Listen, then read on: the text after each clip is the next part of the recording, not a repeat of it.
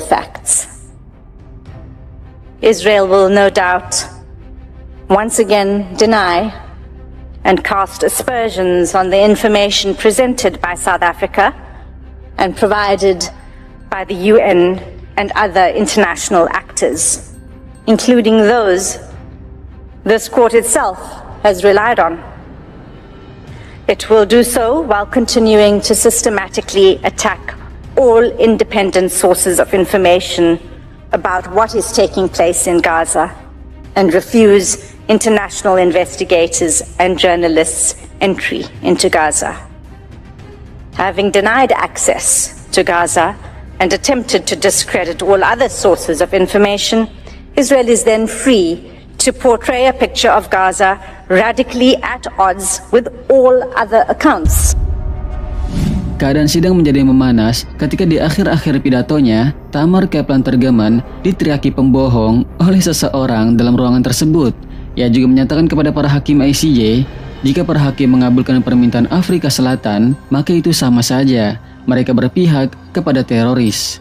Granting South Africa request would be to side with a terrorist organization, which will no doubt celebrate any such decision.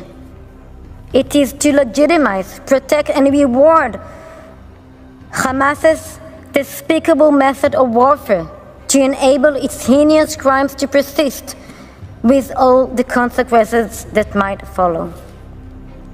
Mr. President, members of the court, it is one thing to require that Israel abide by its international legal obligations and protect civilians when exercising its inherent right to defend itself. But to deny Israel that inherent right is a different thing altogether. It is unthinkable.